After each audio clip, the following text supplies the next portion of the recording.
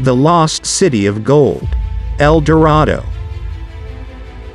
From the California gold rush to the search for Captain Kidd's lost treasure, the pursuit of gold, whether mythical or real, has inspired countless expeditions throughout history. The hunt for El Dorado is no exception. Rumors of this legendary lost city of gold go back centuries and were so convincing that it even appeared on maps at one time, despite the fact that the city has never been found. Before anything else, if you haven't subscribed to our channel, please do subscribe and also click the notification bell so you won't miss any videos of Kuya Nin's amazing stories.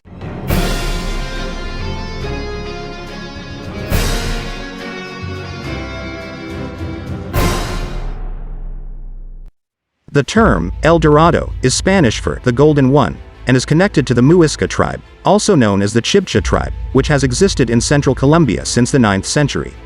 For the Muisca tribe, the Golden One was not a city but a man, specifically the tribal chief.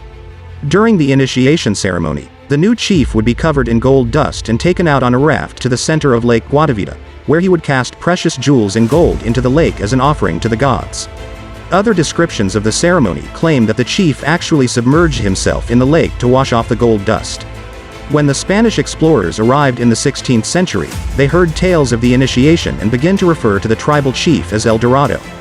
By that time, the practice had ended, but the Europeans had already discovered so much gold among the Incas and the Aztecs that they believed the Chibcha tribe to be concealing a great treasure. In 1545, they even tried to drain Lake Guatavita to get to the treasure and did, in fact, find a significant amount of gold, but they believed it to be only a fraction of the real treasure located at its depths. As a result, El Dorado eventually came to be associated with a hidden city of gold. Over the next 2 centuries, many European explorers would travel to the New World in search of El Dorado. The most famous of these was the English courtier, Sir Walter Raleigh, who made 2 attempts at finding the lost city. The first expedition was in the late 16th century. Raleigh had captured a Spanish explorer named Pedro Sarmiento de Gamboa in 1584. Gamboa told Raleigh about the legendary city, prompting Raleigh to plan a journey which would commence 11 years later. Raleigh made it to Trinidad, where he learned from an explorer named Antonio de Berrio that El Dorado was located near present-day Venezuela. Unfortunately, Raleigh's attempt to travel there was impeded by inclement weather and he was forced to turn back. In 1596, Raleigh sent his lieutenant, Lawrence Keymis, to explore Venezuela in the hopes of learning more about El Dorado.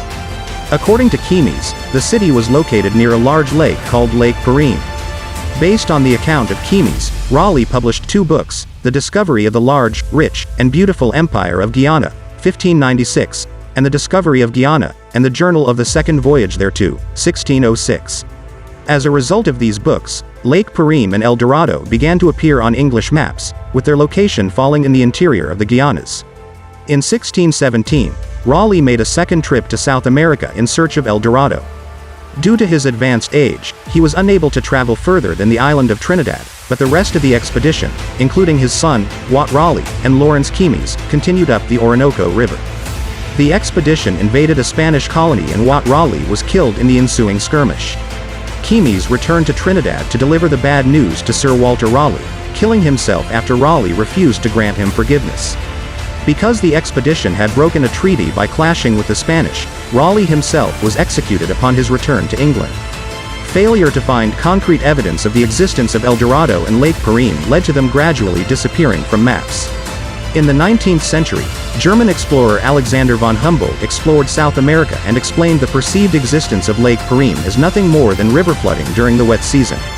However, in the 1970s, an explorer named Roland Stevenson discovered an extinct lake not far from the Guianas where Lake Parim was once believed to exist. Attempts to locate El Dorado have persisted even into the 21st century. The monastery of Santo Domingo made an attempt in 2000, with their radar indicating the possible existence of a large tunnel beneath the monastery. In 2001, possible remains of civilization were discovered in the Paratori area of Peru. However, the terrain of the area makes it difficult to explore.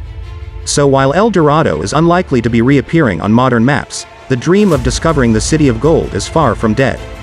That's all for today. Thanks for watching. See you on our next video.